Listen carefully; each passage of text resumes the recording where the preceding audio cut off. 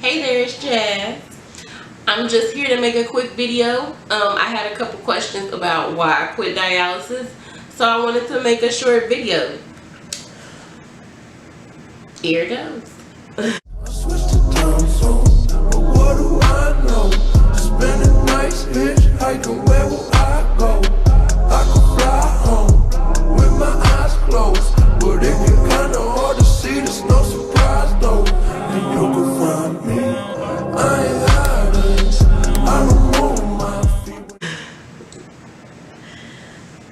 So, I worked in dialysis for about a little over a year, and it was overall a pretty good experience. So I'm gonna keep this video as positive as I can. I worked at 3 different facilities and had a different experience at each. When you're first hired on, you have to take classes, and they last about 12 weeks. And at the end of the 12 weeks, you have to take a test. They go over how dialysis started, the different types of ports that are utilized to give dialysis. They go over the dietary needs. They go over setting up the machines and etc. So it's pretty easy. They help you through it, and then when the final test comes, they pretty much go through a review right before you do the test. So it's kind of hard to fail it. And then if you miss a couple questions at the end of the test, they'll reissue the test to you on the same day to try to help you pass, because at that 12-week mark, they've already invested money into you. Like, they bought us lunch and all type of stuff, having us there. So they ultimately want you to go on and become a tech. So I will say, after I passed my test, I went to my first facility. My preceptor, she was pretty cool. When you first get there, you're setting up machines, because you can't just go into sticking people and setting up people on the machines, because there's a lot of technique that goes into it, and you have to remember step by step by step. There's a lot of procedure, and it's very important that you do everything in chronological order, how it's supposed to go, because of safety and cleanliness and whatever the case may be. Like, you're dealing with people's lives here and their blood and everything, so there is little margin for error. So at the first facility, I loved the patients. The people were pretty nice. The administrator, she was new and still working her way into her new position, so that was that. The reason that I ended up leaving that first facility is because I felt that I would have a more fuller experience with a preceptor whose teaching style was different from the preceptor that I was with, which turned out to be an absolute nightmare. And I probably should have stayed at the first facility, but you live and you learn. So before I went to the second facility, I was told, that they are, at the second facility, that they were more seasoned veterans. They weren't as accepting, and they had pretty much had their group, and most of the new people that worked there ended up leaving. But I figured, I wanted a more fuller experience. It's closer to my house, and I figured that I could take it. There was 2 girls from my class that had went there, so I figured I could relate to them and it would be okay. So I went to the second place, and I met the administrator there. She was nice, totally different personality from the first one. As they said, the nurses and the older techs that were there, they were a bit funny acting, and they would help each other but wouldn't really want to help you. So at the second facility, I was on my own. I had completed a couple months at the first facility, and I was able to run treatments on my own. Now, given I was still a new tech, so I wasn't gonna remember everything all the time, but you know, I guess, I don't know, they're used to things running a certain way with all of their techs and nurses being, you know, veterans. So having to either help a newer tech or remind a tech of something, that they weren't happy about that. And I guess, you know, that may be where things kind of got off with me, but whatever the case. The other two girls, like I said, that were in my class, they had been there from the beginning, so they had a little more preference, and I kind of felt, you know, like the stepchild, you know what I mean? There was one tech, she had started maybe a couple classes ahead of us, and you know, she wanted to be the best there, and you know, she was the golden child, and that kind of got old for me too, a little quickly. Like, I'm not really a outwardly confrontational person. I don't like people bringing confrontation to me. If I have to deal with confrontation, then it's because I absolutely have to.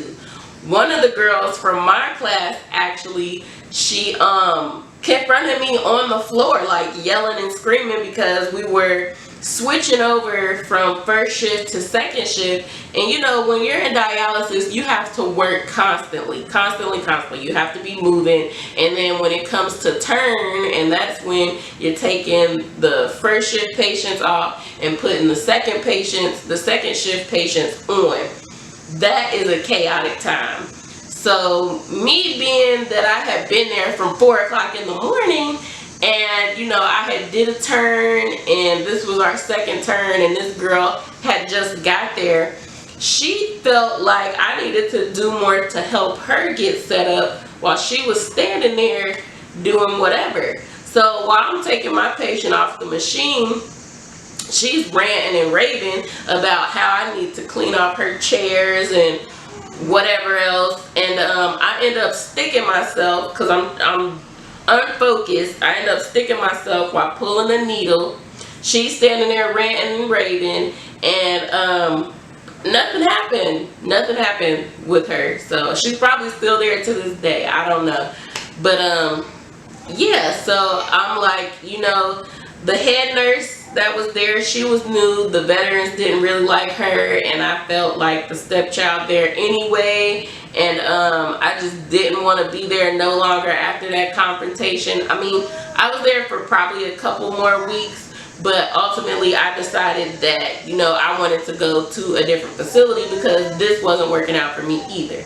So at the third facility, the nurses and most of the nurses and the techs, they were pretty young. So, and they were pretty nice and agreeable, you know, when I first got there. And I'm one of those people, I really deal with who I have to deal with. You know, I have some anxiety, so I don't usually try to go too much out of my comfort zone to hang out with people, or, you know, give much of myself. And, you know, that's just how it goes. They were pretty much open. One of the girls were going through a divorce, and you know, another girl, she had got kicked out of working at a hospital and had to come work in dialysis where we were working, because she was no longer allowed working in the hospital around narcotics, because the rumor was that she was, you know, doing narcotics in the back room. But that's neither here nor there. So anyway, I worked there for a couple months. It was kind of smooth, and I started to feel that what they call it is, they call it eat our young culture. So the friction that I was experiencing with, you know, some of the nurses and the techs, they call it eat our young. and I'm not one to stand for, you know, bullying and whatnot. So that just wasn't something that was gonna work for me. I feel like, you know, when I feel bullied or something, I might take it too far. And I also am one that I try to stay away from that, and I see myself in a certain way, I guess, and I try to, you know, I try to keep my demeanor cool and calm. Like, I don't try to take myself out of my hookup. You know what I mean? And I guess that comes off scary to some people, but I don't know. I was taught about consequences, and I don't think, you know, any consequence has ever been okay with me when it comes to, you know, me going to jail or me fighting somebody, or, you know, I don't know. I only really deal in confrontation when I really have to, when it really means something to me. Like today, if you were to hear that I got into a fight or I got arrested, it would probably be something about my son, or somebody tried to physically harm me. You know what I mean? I'm one of those type of people. But yeah, so it was an okay experience at the last place. I just, with my schedule having to wake up at 4 o'clock in the morning, that was getting to me. Like, I was literally almost in tears, getting up at 3-4 in the morning, just dragging, you know what I mean, not really wanting to be there. I mean, once you get there, it's okay, but the initial, like, getting up at 4 o'clock in the morning to be there and deal with these nurses or these techs that want to treat you some type of way, it just wasn't for me anymore. I had ended up getting pregnant towards the end, and they still expected me to lift up, you know, these big old trash cans full of blood and lines from the machines and whatever else was in there. And they told me that the nurse didn't have to do it, one, because she was a nurse, and she didn't have to do the trash either because she was pregnant. And that just didn't sit right with me. And out of all the issues that I had, I was just done. I just never went back. And there were some higher ups. I tried to quit like 3 times. The 3rd time was my last time, but 2 other times, and they really worked with me and tried to, you know, they switched me to other facilities. So they really did try to work with me, and they really did want to keep me, but ultimately I just couldn't do it. Like, it just wasn't for me. I was doing it because I wanted to make everybody proud. I had tried so hard and didn't want to give up, but I sat down and thought about it, and this is my life. Like, I need to do whatever it is that I want to do. I know that I'll find my way, you know, and I don't have to do particularly one thing or live, you know, the life that everyone else lives just to have some type of normalcy. Like, this is my life and I can live it however. So ultimately I spoke to my husband, and he told me, you know, if you don't want to do it anymore, then don't. You don't have to. And I didn't. As soon as he told me that, I did not. I was scheduled. I did not go back in. I did not call. I did not pass go. I did not, okay? I did not. They sent a sheriff to my house because us being due to work so early, there has been times when, you know, things have happened, or, you know, there is the possibility that something can happen to you getting out so early in the morning. So they send the sheriff over to your house to make sure, you know, that you weren't kidnapped or nothing happened to you to where you couldn't get to work that morning.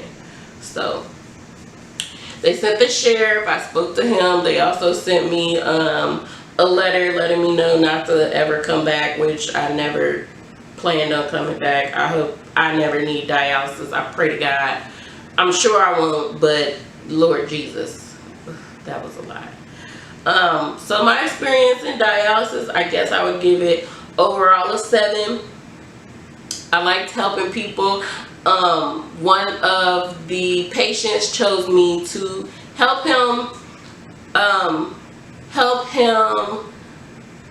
learn how to clean his catheter and also hook himself up to the machine. And you know, some of the girls was a little jealous and looking crazy when he picked me because they thought I was just a nothing ass tech, you know. So I was pretty proud to do that. And yeah, it was okay. The pay was all right. I utilized the 401k, and in a year I ended up leaving there with $3,000. So that was a plus. That was a plus. And